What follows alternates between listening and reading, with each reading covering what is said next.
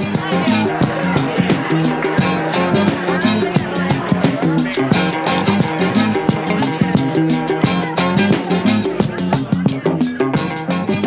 right, guys, welcome back. Welcome to the Ready, Set, Blow podcast, episode 272.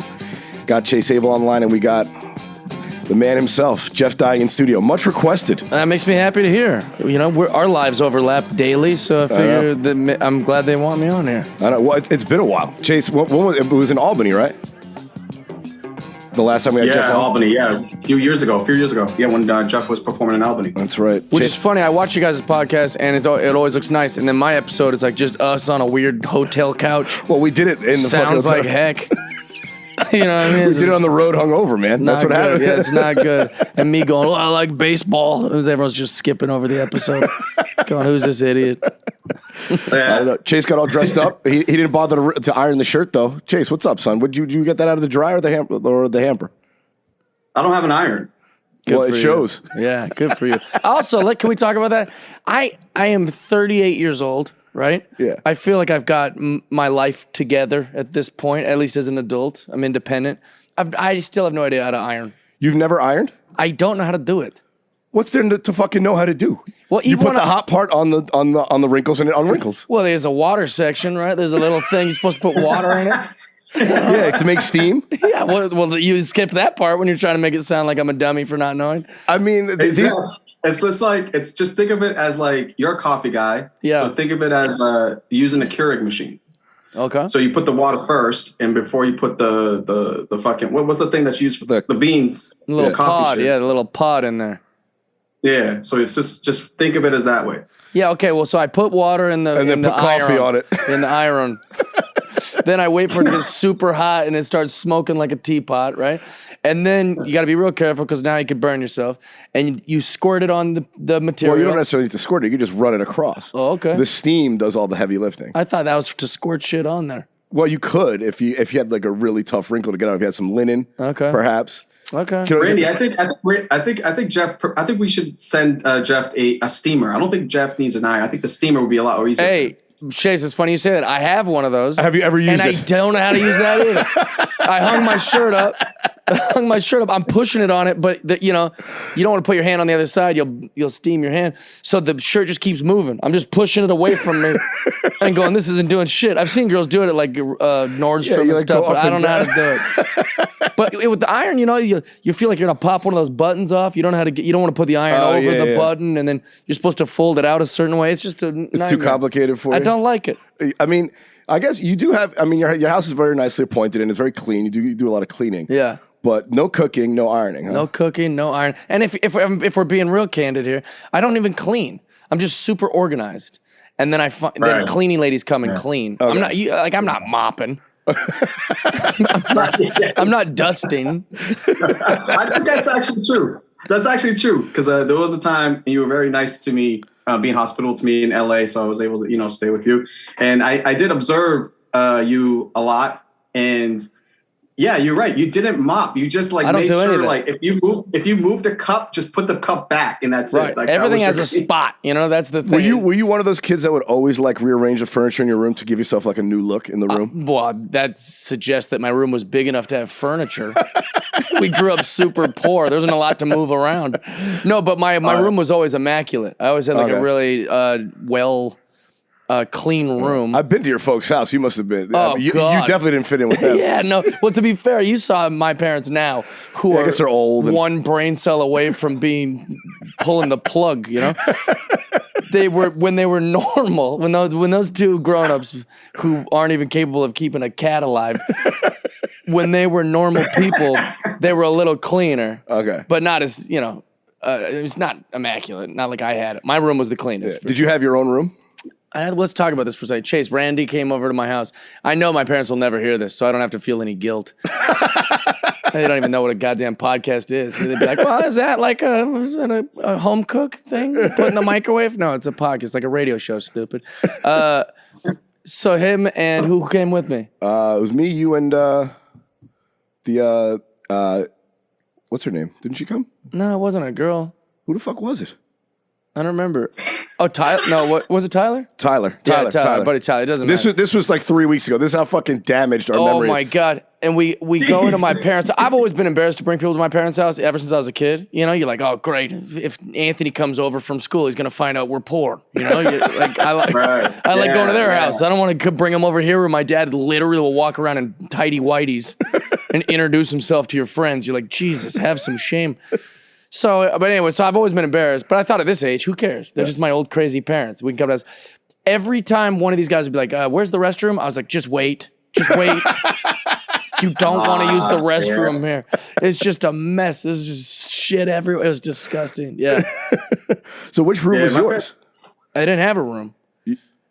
Sorry. I had a bedroom that the second I moved out, or not moved out, that the second I was not living with them anymore, they tore the walls down so the living room would be bigger. Okay, so the place that they waited like a week to be like, he's gone. That boy that used to live here, he's gone. Let's make a bigger living room. Yeah. Yo, my parents did that too, man. Every time that I left the house, actually I got kicked out. I didn't leave. They kicked me out. They would buy something new, and every time I'd come back and visit them, it would be something more like a newer thing. I'm like, why couldn't you buy it when I was here? Yeah, because they were too busy wasting their money on your stupid ass. No, they just didn't care. That's the answer, Chase. I hate to tell you, that's the same with my parents. They didn't care. Imagine this, right? Imagine having a son who you know is allergic to cats, and you just keep fucking getting cats.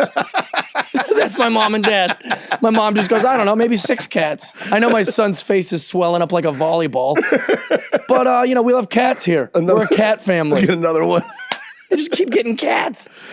Yeah, man. I grew up broke too, but there was times like I feel that they could have. You know, I mean, I'd ask for 50 cents to get like a bag of chips and a juice, and just no. But then an hour later they sent me to the store for a pack of cigarettes. Oh wow! You know? Yeah, you're like, hey, here's $1. Go get me a pack of cigarettes. What the fuck, man? I do think can you smoke 2 less cigarettes and I can get a bag of chips out of this motherfucker? Like, if your parents, Randy, without a doubt, I feel like back in the days, parents had kids not because they wanted kids, but to be servants for them. And also that's just what you did. You know, you'd be like a mutant in the 60s to not have kids. You'd be like, what do you mean you don't have kids? Now it's like normal. Well, think about how young our parents were. Like, my dad was like, what was he, 19 or 20 when my sister was born? My dad had 3 kids by the time he was my age. I have 0. Oh, yeah. Not even close. Do you know what I mean? Right. Not even not even considering it. I was like, maybe when I'm 80, I might have one. I don't know. But what I was going to say is, if there's parents who are listening to this who are not, they don't have money, not a lot of money. Yeah. Right? I don't know if you got any poor parents listening. I'm sure we do. Yeah. One thing you should tell your kids is explain to your kids, not that I don't want to buy you this, we just can't afford it. Yeah. I think if I would have known that, I'd have been a little bit more respectful of my parents. That is true. Randy, you say that too. Yeah, I didn't realize we were broke until I left New York, because everyone else was broke. Yeah. So we were like all equally broke, so no one really knew. But if they said, yeah, we can't. We just don't have the money. Yeah, it's like either this or the mac and cheese we're eating tonight. Right. You know what I'm saying? Like, I think you're gonna want food before you want another Ninja Turtle. Well, because my parents, right? I'd be like, "Give me a Nintendo." You know, every other kid has a Nintendo, and they're like, "No." And I just thought they were being dickheads. I didn't know if they'd have said we can't afford the Nintendo. I'd have been like, "Oh, that makes sense. I'll go steal one or something." I don't know. But they just said no, so I just thought they're jerks.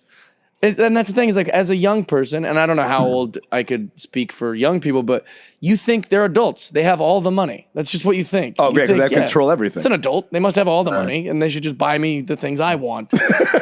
I see them buying all the things I don't want, like gas, groceries. You got gas, and I don't get a Nintendo? Yeah, parents back in the days just told you what it was. They didn't explain to you why it was. Yeah. Yeah, they gave you no rationale whatsoever. And I'd have been way more sympathetic. I wasn't an idiot. So if they'd have just been like, hey, well, you're not getting an $80 video game because we can't pay the power. It's not going to work well if there's no electricity. Do you want the lights on? Or do you want Zelda 64, you little dork? I got my first Nintendo because... On the contrary, guys, I do have to say, I always knew that I was poor because refugee poor is a little different. Oh, absolutely. You know? Yeah. Oh, yeah. Yeah, you've got... Being a black refugee in Boston. You're tying milk cartons to your feet. You knew you were poor.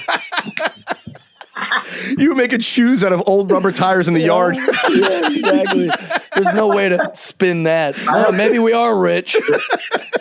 I would take a bath. I remember taking a bath as a kid. We didn't have a bathtub. it was just a tin can, Good just God. that fit my body. These like a stories are bucket. incredible. What, they put you like a little basin? Like, Whenever Chase talks about his growing up, it's wild.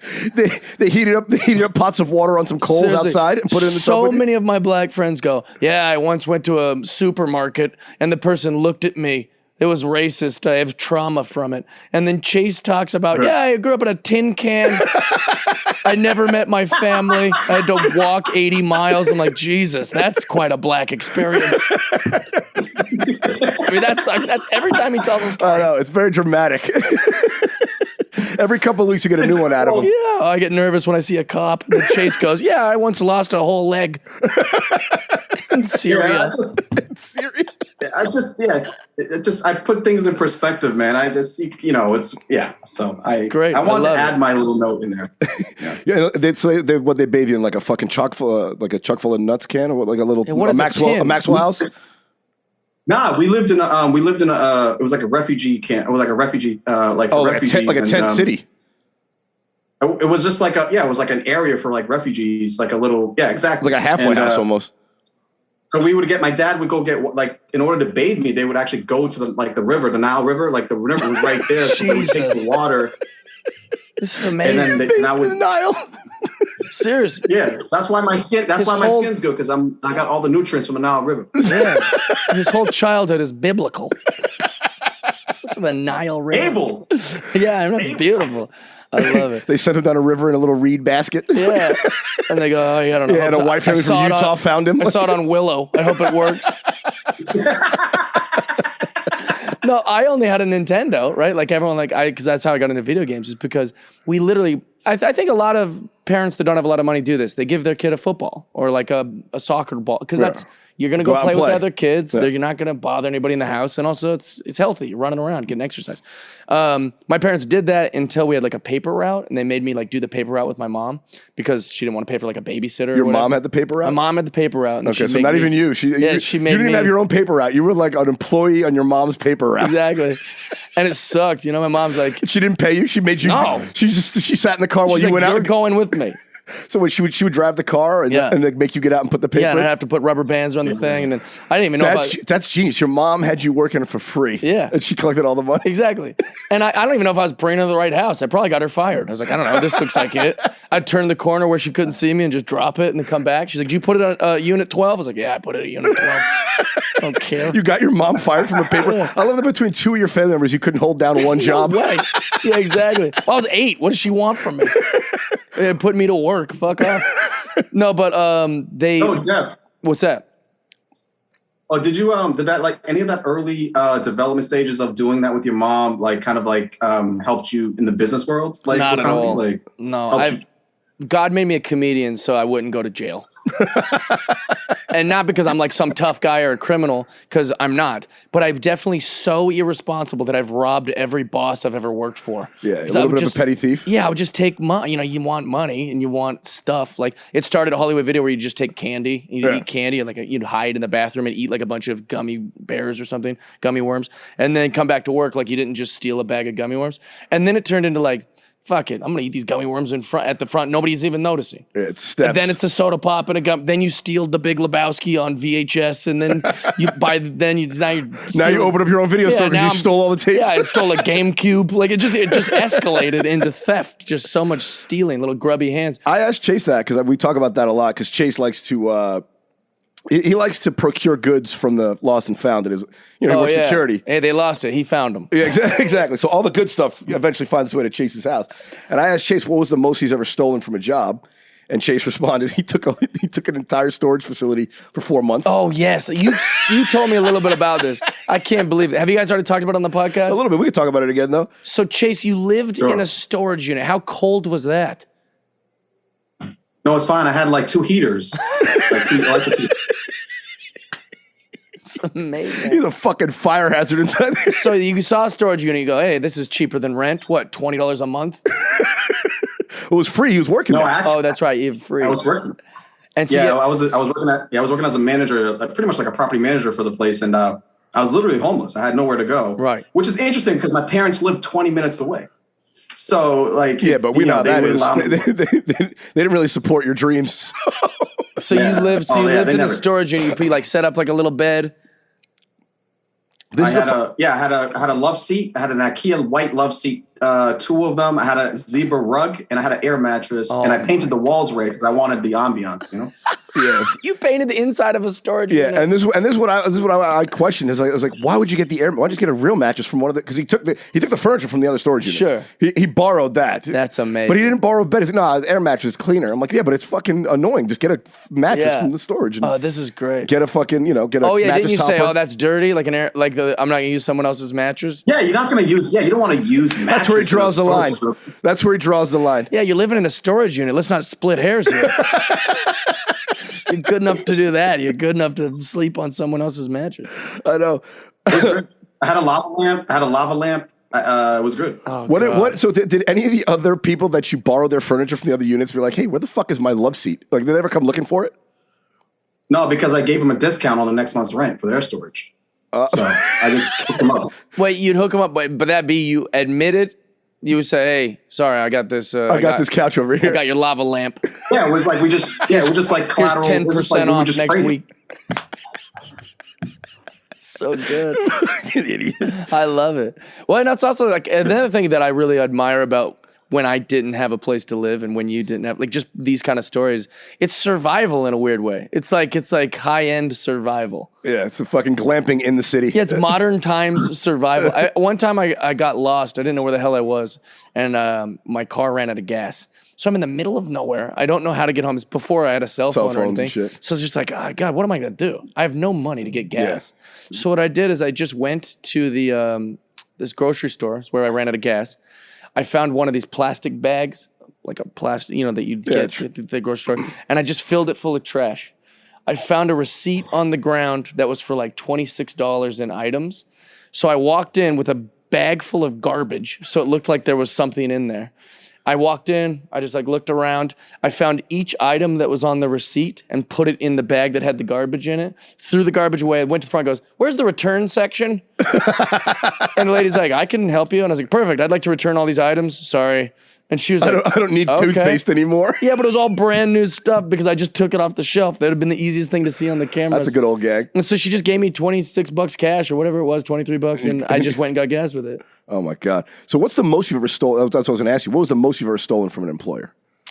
That's what I asked Chase. That's how we got onto I'm living in the store. Yeah, I think I probably robbed Starbucks of thousands of dollars. Thousands of dollars. How the fuck we just fake receipts? And But it was like $80 a day. It's like it'd be like $80 here, and then they caught me, and I got in tons of trouble. did you have to pay it back? Yeah. How much was it? Well, the thing is, I paid back way less than I probably stole. Okay. Because they were just happy that I admitted it and that they got something back. Yeah. But they also knew that I did it all as a minor, so it's not like they could so we kind of had a little deal. But yeah, people would pay. It was all cash back then. Yeah. Right. And so also people would be like, "Oh, it's a $4 latte. Here's a $5," and they just walk away. So then I would delete it. Yeah. Out of the system, and they just put the $5 in a special part of the till, and I knew that was all my money. Anyways, this isn't a real brilliant scam, and especially if you're bad with money. Like if you can barely count, it's not the best scam in the world.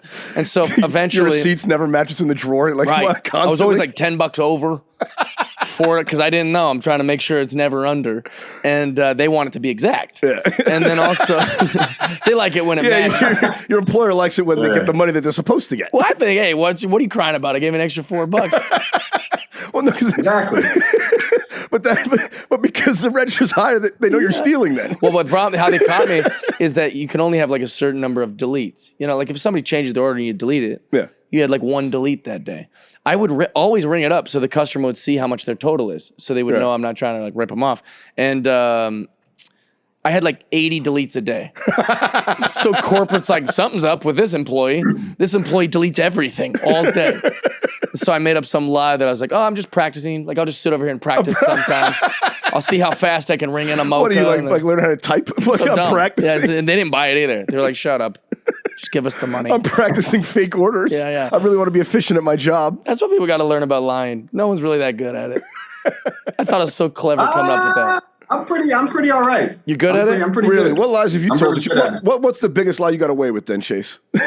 Yeah. Let's air your laundry. Fuck it. No one's listening. No. I pretended to be a doctor when I used to work at the hospital. For what? For what reason? I was a patient. I was a patient transporter working for this. Like I was patient transporting patients at the hospital. So he wasn't even a nurse. Scrubs. Yeah, he's like, I'm Dr. Abel. They're like, why does your jacket say security? Why are you wearing a top hat? What the fuck's going on?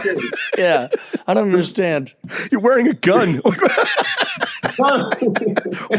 You're not a doctor. Wait, so who'd you tell you were a doctor to? Because I think you just admitted to a felony. Don't worry, Chase. Statute of limitations. It's up. What's It's up. going on here? It's up. It's been 7 years. It's up. So you were at the This hospital. is way before. So I used to work at a hospital when I was like 22, 23. I was a patient transporter. In our uniform, we would wear scrubs. What is a patient transport mean? I don't know what that we would means. transport. We would. Our job was to transport patients to appointments, so X-rays and and things. He was of like that an sort, orderly. like, You know? Okay. Yeah, like come old move this people need guy. a ride Yeah. over there or something. Okay. Yeah. So basically, there was an issue where I was in the elevator, had my scrubs, and this woman was like, "Hey, like, doctor, do you know where, like, I think she said where is like the neurology department is?" And I was like, "Absolutely." And Absolutely. and I told her, Yeah, I walked instead of her- being I like, wa- "Oh, I'm I not a wa- doctor," he goes, You got a "You're woman damn killed. right." yeah. She's in And the she's wrong like, "Oh, department, so getting the she's wrong right." surgery. Yeah, it's amazing. Yeah, she was like, "You seem to be like pretty young to be a doctor," and I was like, "Yeah, I was kind of a prodigy." I This whole thing started with was how like he's the a black good dude liar. Hauser for a second. He just hyped himself up. Yeah, it's amazing. Yeah, I'm kind of a prodigy. Didn't just lie about his profession. He doubled down. Yeah, I was also a genius. Lady's like, I didn't even ask you. Just so you know, you ever seen that? Huge Hughie Hauser? IQ. That's me. My IQ is the highest. What is it? I don't know. What's the highest number it could What's be? the biggest? Yeah. Actually, I'll be honest with you. The one thing that I felt bad about. This is the only time I felt bad about lying was that there was a woman that fell on the stairs. She fell down the stairs or something. I was at the train station. I was leaving work. I still had my scrubs. And they were like, "Is anyone a nurse?" And I ran over. They were like, "Are you a nurse?" I was like, "Hold on." And I ran. I never went back. So I just left it. It's hilarious. The worst genius doctor of all time. Yeah, I'll go get one. And he just never comes back. I used to only lie about like dumb stuff. I had an ex-girlfriend who used to always criticize it. Kim used to always be like, "You don't even lie about things that are important. It's so annoying." Like, Oh, you're one of those guys? yeah, well, not anymore, but I've really worked on it because I am tempted to do it even still. But I'll be like, I'll be there in 5 minutes, and I'm like, I know I'm like 30 minutes away, but like, for whatever reason, I don't want them to be. What is that temptation that because we all do that to a certain degree? Like, Oh, know, don't you- want them You don't want to make your friends feel bad. So I think it's just like you just don't. I think for me it is. Yeah. I just don't want them. yeah, I guess that old be angry saying at does me. kind of ring true. You only lie to the ones you love. Because if you don't give a shit, you're just When not it's going to also respond. like I'm thinking maybe they're sitting there going, "Where the hell is this guy?" And I want them to know like I'm coming. I'm hurrying. working on that. Instead of just saying, "Hey, I'm on my way. I'm be there," and just be honest. Yeah. I'll be like, "Oh, I'm parking." It's like I'm not parking. Oh, the Tyler special? Yeah. Oh my god. I don't want to trash our friend on here, but he does that a lot. But I would lie about Shout really out to stupid Tyler. stuff. Unlike Randy. Oh, yeah. I'm like, yeah, I'm not coming. Unlike Randy. Yeah. Randy's good with truth. Sometimes you got to, Ah, I've said it I don't before. know. I've said it before. I've said it before on the podcast. I prefer lies of omission, not commission. What does that mean? Meaning, I like don't ask me the question if you don't want the answer because yeah, I'm gonna yeah. fucking give it. So I will not tell you what I'm thinking if it's not helpful. Sure. But if you push me on it, I'm like, all right. Or well, like leave it out. Like you'll be like, I'm "All not. right, you I'm not didn't gonna ask." say something hurtful for no reason. Like give you my unwanted opinion kind of thing. I won't Sure. do that. But like. Yeah, but so I try to leave it out because I've told some pretty big lies in my fucking day. I won't get into it. I don't want to ruin people's lives on them listening. But I'm pretty have like an addictive nature, and addicts are famously liars. Like I lied for a lot of my life, but that Sam Harris book helped me a lot. oh yeah, he wrote a great book about just called Liar. I think it was called, right? Lying. Lying. It's a good book. Strong recommend. Also, if you're a shit reader, it's small. It's like a small book. Even the audio book is like 50 minutes. I've listened to it like 10 times. It's so good.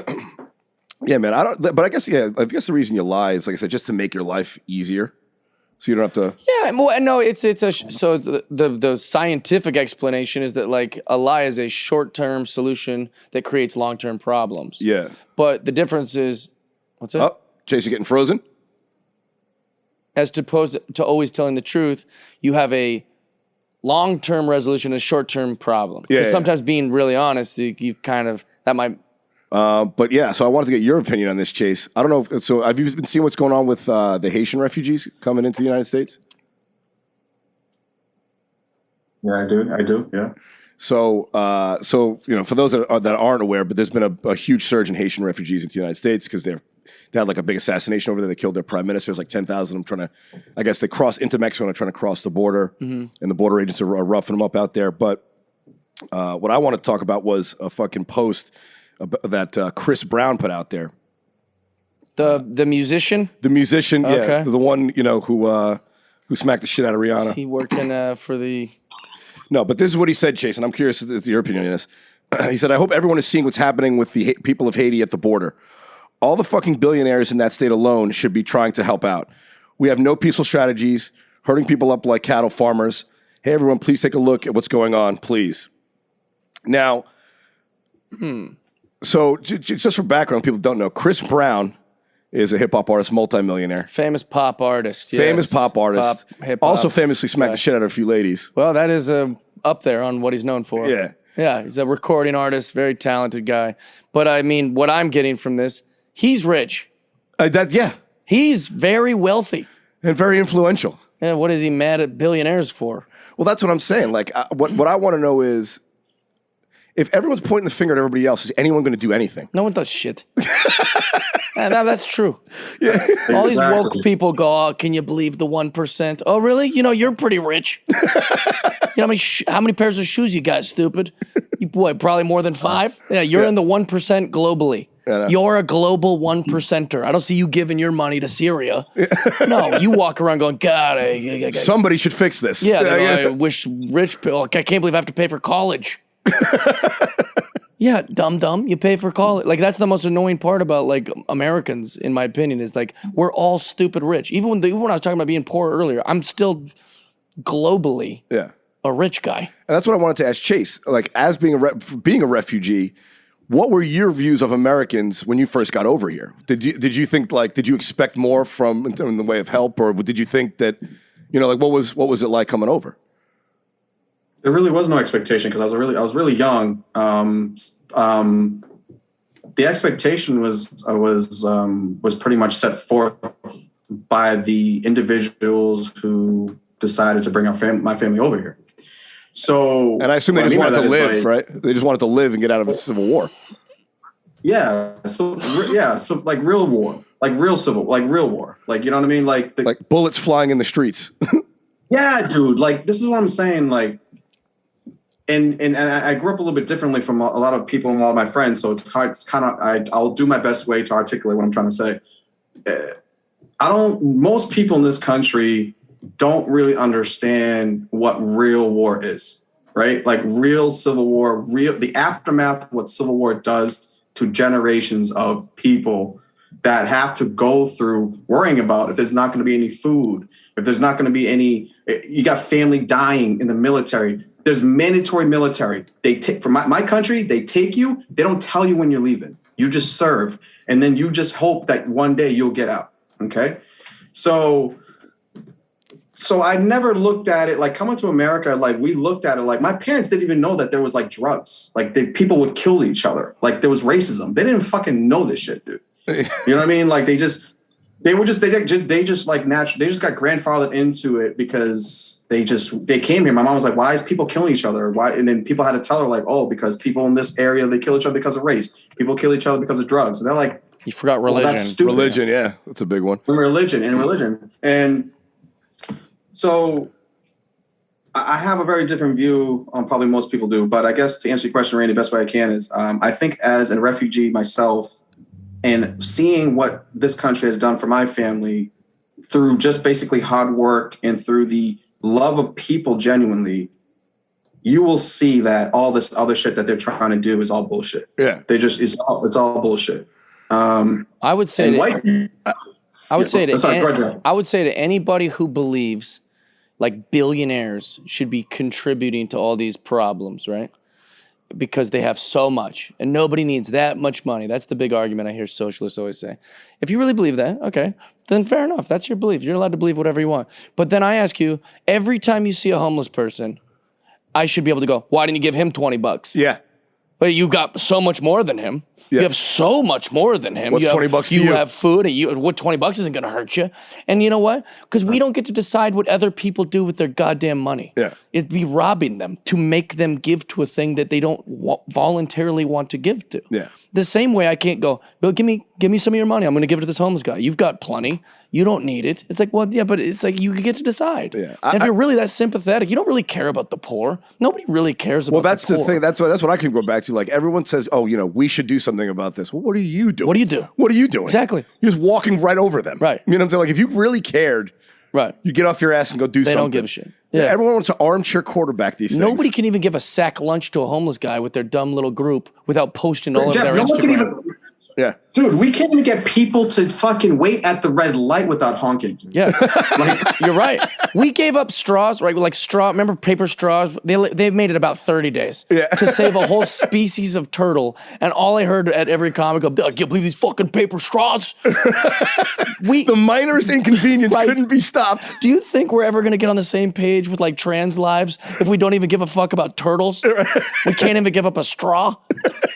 Yeah. That's how selfish we are. Then we go, fuck these pages, but falling apart in my drink. Fuck the turtles. Bring back my plastic straw. We don't give a fuck. We don't give it's a bunch of chinwag, but it's sad. There was a saying that I kind of like heard. A guy was like, "It's easier to change yourself than to change other people." Oh yeah, you know. Well, no, it's not easier. It's the only thing you can do. Yeah. I can't change anybody in this room. All I can do is change my behavior and my decisions. I'm never going to change anyone else. I can try to do better. Yeah. And maybe they'll see me do better, and then they'll by do example. Yeah, but that's the thing. But also with this Chris Brown thing, like the gall of a guy worth probably $100 million. Oh yeah, to sit up there and say, "Oh, a guy richer than me has to pay." Right. It's like, what, dude? You're already rich. Right. How many Haitian families do you think he could adopt? I don't know. What does it cost? All of them, I think. I think that's the answer. I think he can afford to help all of them. All of them, exactly. A lot. Well, no. So there's Even Larry David took in the blacks, but Chris Brown ain't taking in any. Well, there's kind of like a Taoist philosophy about this, like this whole thing that we're talking about, where it's like a guy drops his keys in his house. He drops his keys, and then the power goes out, and so he's fumbling around in the darkness looking for his keys, and then he sees outside that there's a street lamp on, and he goes, "Oh, what am I doing here in the dark? I'll go outside and look for my keys in the light."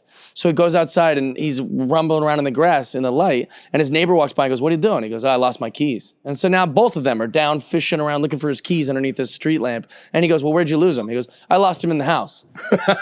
He goes, "Then what are we scrambling around out here for?" And he goes, "Well, it doesn't make sense to look for it in the darkness."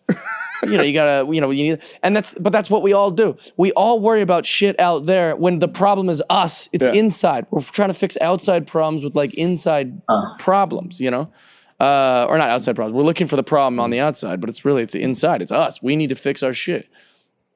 Totally Simple true, as that. man. And it's also like, how much can you help though?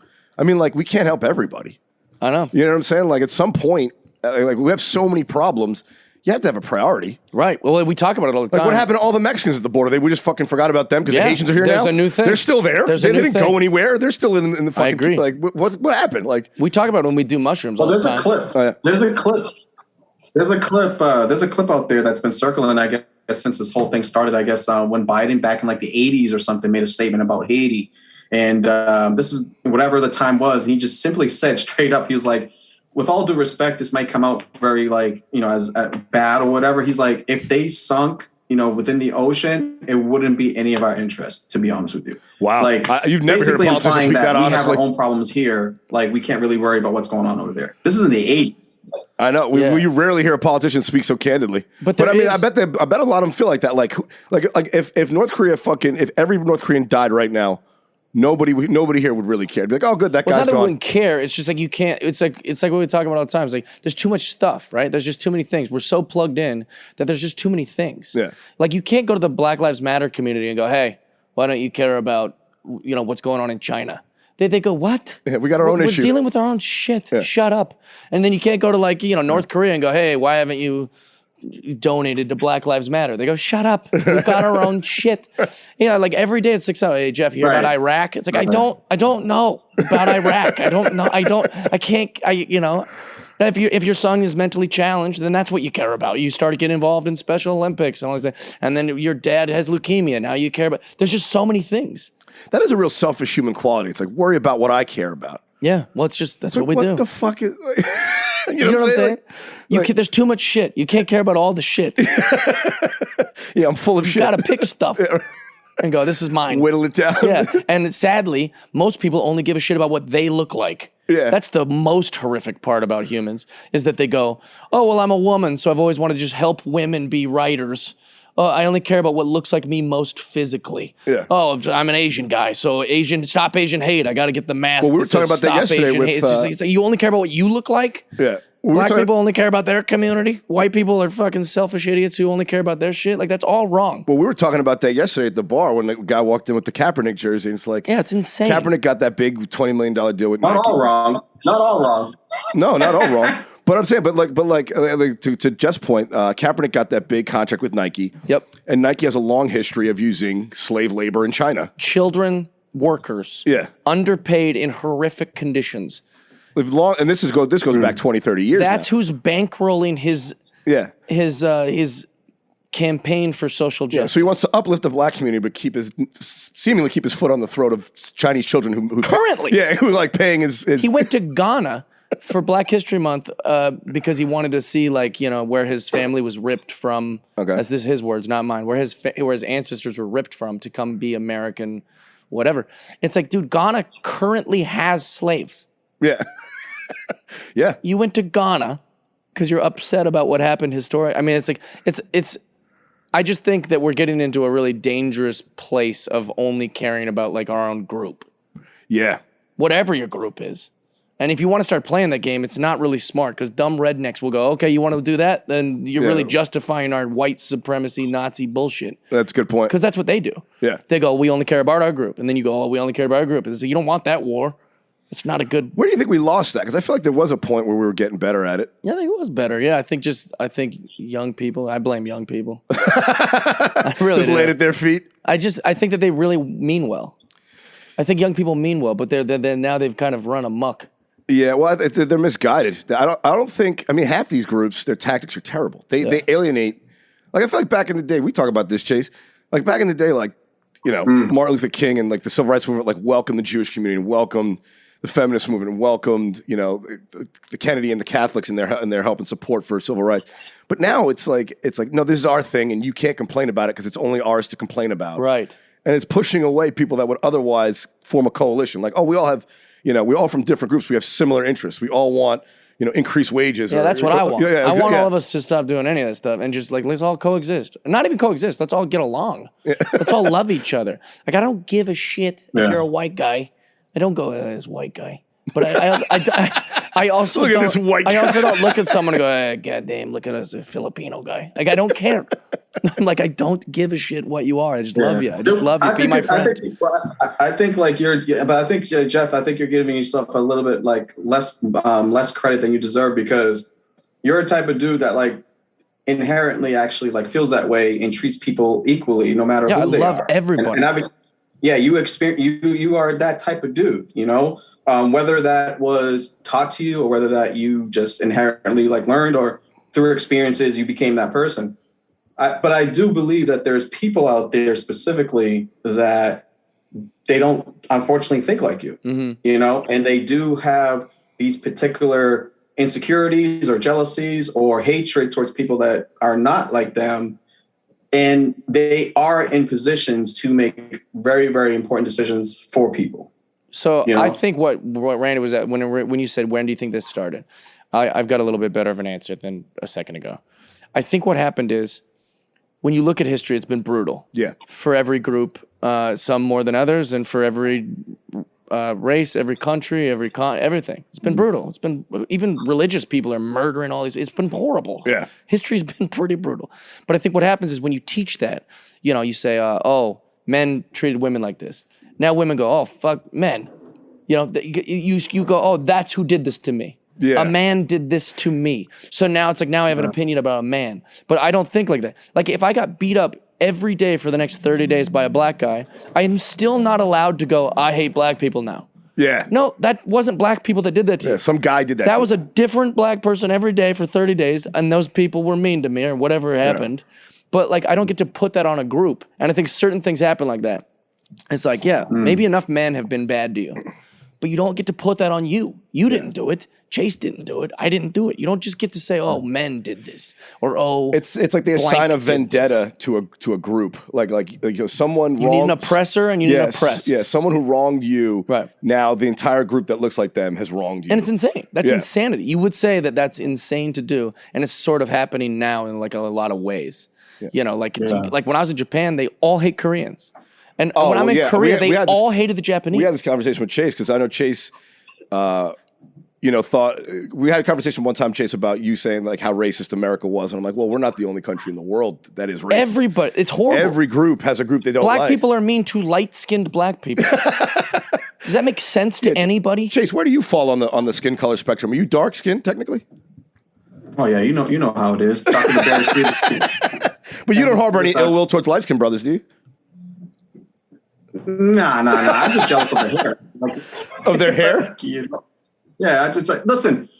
Yeah, there is that thing too. There is. We as a community, we have a lot of things that we need to work on, and especially with our people, right? Yeah. But black people seem to be crazy about the gay community, don't they? Yeah, they really. Nobody ever talks about that.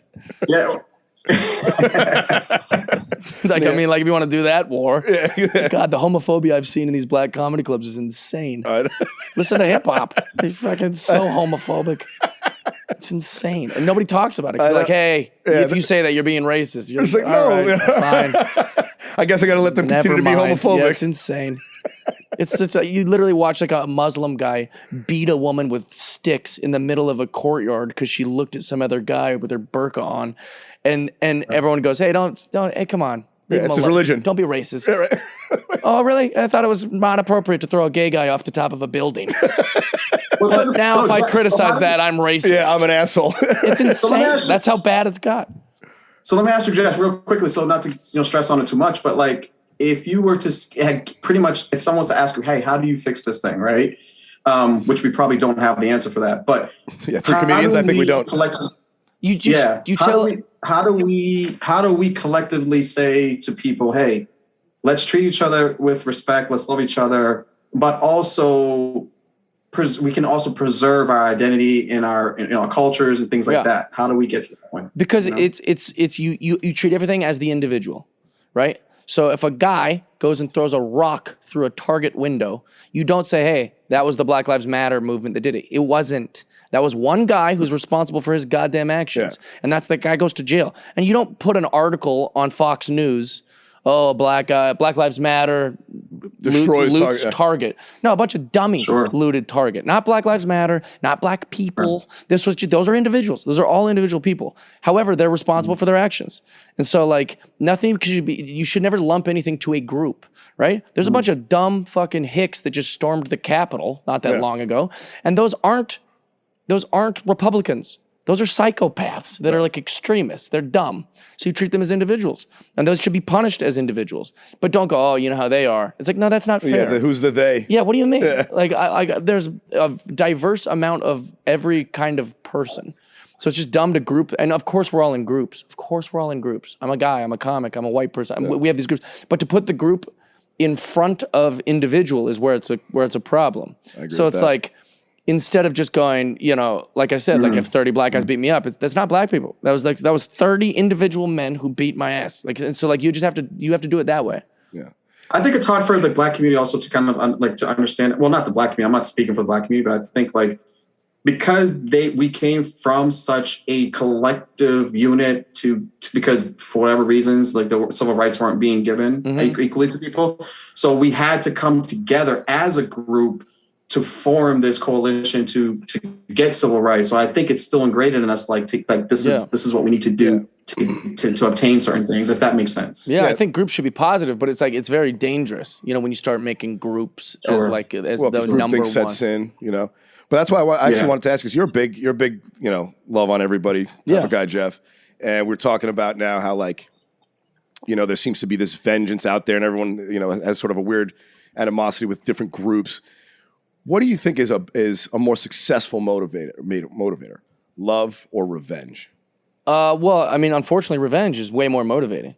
Right. But I think that, like, love is always the long-term positive. I think that's a long-term goal. But I've asked that question to a bunch of different people, and they always say, "Oh, love this." I'm like, dude, that's not reality. Revenge seems to get people to the polls. It does. Seems to get you out of your seat to go look march what on happened something, with Trump. to go storm More a Capitol, people voted because or they burn down hated a that Target. motherfucker. Yeah, dude, revenge seems to be a fucking motivator, dude. But I just think, like, it's a long, like, so, like, let's say someone does something bad to you or whatever, you feel wronged, you punch them in the face. That only feels good right in that moment. Like, that's what he deserved. But then the next day you're like, Jesus, now I'm gonna go to court. And they got to live with that. And I feel bad for that guy. He was probably he just said some dumb shit the way I say dumb shit, and we both probably drank too much. You start going, hey, love was the right answer to that. Like, I should have just been like, hey man, have a good night. You drank too much. Like, it's always way more reasonable and fulfilling and meaningful to just be nice. Just be nice to each other. Get along. Yeah. What is that human thing though that we want revenge? Because we're monsters. It doesn't seem to benefit us, like you just said. Yeah.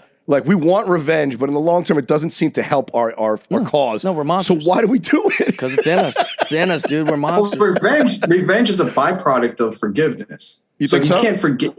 You can't if you forgive, then you won't have the urge to get revenge on someone if you have developed that forgiveness particular thing. So I guess I don't think Yeah, I guess it comes like an anthropological thing. Like, revenge is sort of protective. Like, oh, if someone wronged me and I wronged them back, now we're fair. Now it's even again. I think there's some psychological thing in that. Well, an eye for an eye leaves everybody blind. Yeah, but that's the thing. But at the end of the day, that's where it ends up. It ends up we're all getting revenge on each other for the rest of time, right? And we all lose because we're all flawed. Yeah, exactly. And that's the worst part of, like, you see that in gang culture. Like, I listened to these books about it and was like, it felt good to go shoot that guy who shot your friend, but then that guy's friend comes and shoots that guy, and then they shoot that guy. It never ends. There's nobody going, all right, we're even now.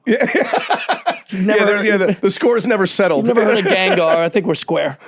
It just never happens. It just keeps killing and people crying and being sad. It's like all these wars, like in the Middle East. It's insane. How long has that war been going on? 150 years or what? Like, I don't know. Thousands at this point. Longer than that. It's insane. Yeah, dude. That same 100 square acres or square miles of land has been fought over since for what? Two millennia. Yeah, for a religion that might not even be real. You know what I'm saying?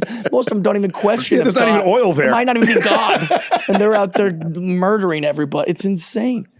For comedy, though, I guess with comedy, so you've been doing comedy for what? About almost 15 years, how long now? Yeah, like 15 years. 15 years. So it's 15 years at a profession that you've done consistently, nonstop for 15 years. Yeah. Right. How did you form these, like, because you said you know who you are now, you pretty much are pretty much set as you found yourself at this point, like at a 38-year-old man? I don't think I'd ever say that, but I mean, I'm farther than I was before, I guess. Farther than what you were before, right? So at what point did you kind of like honed in and say, you know what, like, because the business is like a tricky business, right? There's people that like it's what have you done for me lately type of business, I would assume. Yeah. Right. Like, I'm sure there's people that helped you out, along the ways, and whatever, and they've probably treated like crap, or they see you now, they don't even say hi, whatever. Like, how do you stay positive? How do you consistently stay positive, even though people don't give you, whatever you feel like you deserve, or they don't treat you as if you or even just as a person? How do you consistently stay positive? That's just my nature. I want everyone to get along. It's ruined my career in a lot of ways. I mean, like, cocksuckers make more money, and like, if you're an asshole in business, you do better. That's why men generally make more than women. I mean, like, they're more aggressive and they're less agreeable and all that stuff. Whereas just for so in my way, it's set me back being nice to everyone. But then there's moments where I'm like, ooh, this paid off because I was like nice to that guy. Yeah. So sometimes, they'll come around and be like so at NBC, for example, like, they always want like the shiny new celebrity, right? That's what they want. So like when they first discovered me, they were like, we're going to make this guy like a household name. We'll put him on these shows. And then after a while, once they got to know me, I'm replying to all their texts. I'm going to get lunch with them. I'm hanging out at their house. I became regular to them. I wasn't a celebrity to them anymore. Yeah. Now it's just like this guy who's super nice, who plays with their kids and they go to lunch with. So what they would say is like, hey, we got this new comedy thing on NBC called Make Me Laugh or whatever it was called. I don't remember what it's called. And they were like, oh, Jeff Dye should be the host of that. Or we could get Chrissy Teigen. What's more exciting, a guy you see every day or getting Chrissy Teigen in your office? Yeah. So they'd be like, let's get Chrissy Teigen. And then Chrissy comes in, she's a charmer, she's super hot and fun. And so they were like, yeah, let's give it to Chrissy Teigen. And everybody's like, we'll call Jeff. They weren't even afraid to give me bad news. You're always available. Yeah, they're like, oh, Jeff's great. He won't even care. And it's like, I'm at my house going, I guess I just lost $200,000 to Chrissy Teigen. But they don't even care because I'm a friendly guy. And they're like, oh, Jeff would be great. He won't even, Yeah, he won't mind. He's the best. We'll take him to sushi. And you're like, nah. Yeah, we'll get him a lunch. I kind of wanted the job. I just watched a documentary last night about this tennis guy on Untold on Netflix. Okay. His name's Charlie Fry. Haven't heard of him. But He's a tennis player who's just like me. Just a nice guy. No one gave a fuck about him because he was nice. They just literally always slept on him because he didn't have like that Kobe competitor's edge nonsense. And so like basically the same thing. And I identified with this one part. That's why I'm bringing it up. He was playing at like this Masters or whatever they call for tennis. I don't know. It wouldn't be the Masters. The Grand Slam. Wimbledon. Yeah. Grand Slam. Yeah, it was like some Grand Slam thing, and he's out there. He's like in the top 10 players. He's the top 10 ranked tennis player in the country at the time. He goes out there, and his parents go, we couldn't believe it. We just couldn't believe Charlie was out there. We saw Charlie with all these other tennis players, and we're like, what's Charlie doing out there? And I feel like that's what people think. They get to know me so well, or they feel like they know me so well, they're like, I'm not even famous to them. Like, they'll be like, oh, Adam Ray's doing great. I was like, I don't want to talk about Adam Ray. My own friends. Do you know Tom Segura? But it's like, Oh, dude, yeah, we were talking about that. they don't even think of me as doing anything. So the long answer to your question is, I fucked my career by loving everyone. But guess what? It's been the greatest life ever. I don't think you fucked everyone. your career necessarily. I mean, I there wouldn't- might have been a few things that you would have gotten that you didn't, but I don't think you would have liked them. I'm fine. Yeah. I'm good. And everyone enjoy your yachts and have a good time. You'll get your turn. Yeah, that's okay. That's another thing is I don't think that I need some mansion. That's okay. I'm happy. I did want to get into a little news because we're running up on time here, right? Yeah. I'm so that's dumb that clearly- he gave us the 5 minute, like, hey, it's 5 minutes. And I thought he was saying hold. Like there's some noise in here. Hold on. So I just stopped talking for a second. Like an idiot. But Chase, well, I mean, honestly, I thought he was just going to keep going because when he gets that sign at the clubs, he just fucking does another 25 Oh, yeah, minutes. I don't even know. What do you mean? There's a light? There's a light? I guess that person wanted to show me his iPhone from the back of the room. Exactly. He must be filming me. I'm going to keep going. I guess I'll do it. But there is some good news, Chase. You'll love this. In the drug world, Amazon says workers and applicants fired or barred during marijuana screening are now eligible for employment, and Amazon is lobbying the government to legalize marijuana. Listen to this. In a blog post Tuesday, Amazon's HR boss Beth Galetti wrote that the company has reinstated the employment eligibility for current and former employees who were fired during drug screenings for marijuana.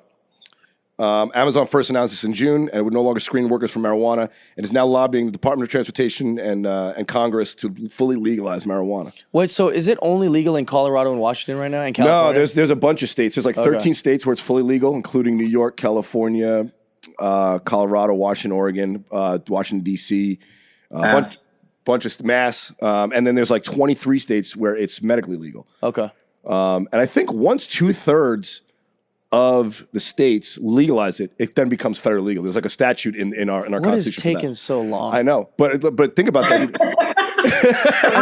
I don't even smoke weed, but it's been my whole life. Everyone going, I can't wait till it's legal. It's like It really is the it's longest. not even like enforced, really. No one. Jeff is at the point. Jeff is at the point in his life. He's like, just legalize it, so I don't have to hear about this stupid shit for the next 20 years. It's so confusing to me. It's like all my friends are high all the time. They've got all these different weed contraptions.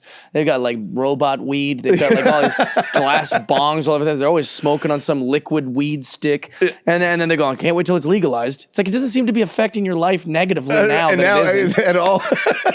Doesn't seem to be any harder for you to get You'll now. be fine. In fact, I said this. I tweeted about this, dude. I wish drugs were illegal again because fucking weed was cheaper when it was. Oh yeah. The tax. So none of my conservative friends are trying to get rid of those taxes, the weed taxes. I don't hear any of my fucking Republican friends talking about, hey, this 40% weed tax in California has got to go. Well, and it's also the as long as alcohol is legal, you could legalize a bunch of stuff. Yeah. Dude, I was thinking about this the other day. I feel like they should legalize cocaine and give black people the exclusive right to sell it.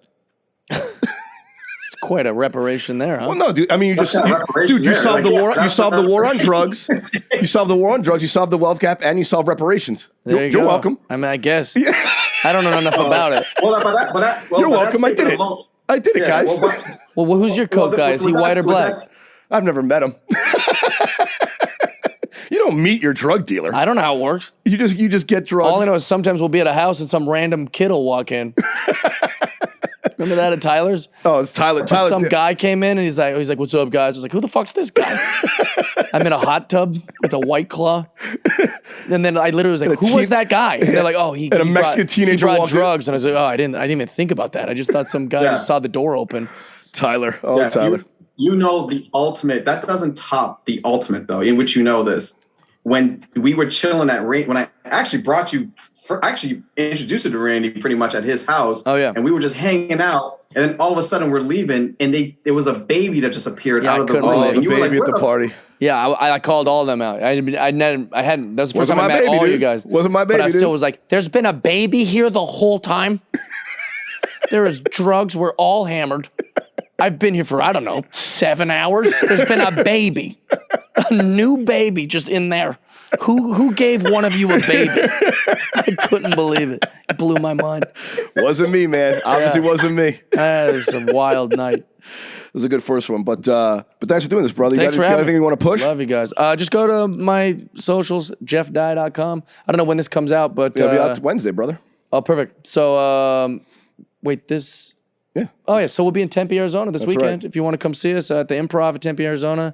Then I'm in Alaska. I'm like all over. Just go to jeffdye.com, go to calendar. I'm got all these dates. Chicago. I got Miami coming up. Yeah, I like to tell the listeners, like, if you want to see my schedule, go to jeffdye.com. Yeah, yeah, he's on all of them. It's gonna be great. Yeah. So thanks for having me on here, Chase. Good to see you, bud. Yeah. So follow Chase Sable at Chase Sable. Everybody follow the podcast at Race Up Low Podcast. Follow me at Randy Valerio. We love you guys. We'll see you next week. Peace. Of our own, the honest class, in the class of our own. All of the happenings now, I'm moving forward as I'm backing them down. Strange how your brother's off a nap in the pound. I gave no gaps, not even crack of a smile. Take a nap, respect the cap and the gown. I'm in the mountains trying to master the sound. Send a signal when I touch to the ground. It's all official, take a good look around. Will they miss you when you're no longer found? I'm slinging solely off word of mouth, the word is out. Roll the farmer's joint and hold the crown. Agreeable women move with me and keep it 250s. Bring your friends, I got the crew with me. Whiskey shots get it poppin', I don't know stop though. Don't pass it without tapping the bottle. It's only fun if you make it tomorrow. I do this to the point of no return. Can I kick it? They look sore was dubs and pass the mic along. Slow dissolving like the body of Christ. I lose the moment I try taking your life. Imagine even trying to take your advice. Nothing suffice, I need nada. They're backstabbing for green dollar. Poor schemes, you seem novice. I find it strange you put your faith in strangers. I'm who you run to when it come to favors, but duck when it's time to pay up. You shit on the ones that care for you over paper. In constant competition with niggas you chill with, but label haters. I don't even blame them. I live beyond resentment. Soon as you moving, they be acting different. They want success, but always lack commitment. My journey's longer, cause how I was brought up. Never ask nobody for nothing. You'll never owe them before you forgive them. Remind yourself how they tried to get over. Taking issues and own them. Apologetic to know as soon as I inhale the lavish aroma. My vision visit limits, passion persona. I swear I be zoning. My taste in women's exquisite, done had the baddest moaners. Enjoy every minute living until I can't recall it. Hidden scars from past opponents while they wear theirs like memorabilia from classic moments. Y'all was asking for it, I was getting to it. You waste your time complaining and never change shit. Lame shit, on the same shit. When you talking big game, know who you playing with. You talk about the ones you know to those you don't. Like they don't know you just a fucking joke. That shit the strangest. That shit the strangest. That shit the strangest.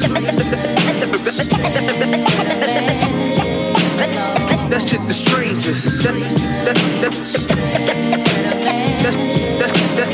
That shit the strangest.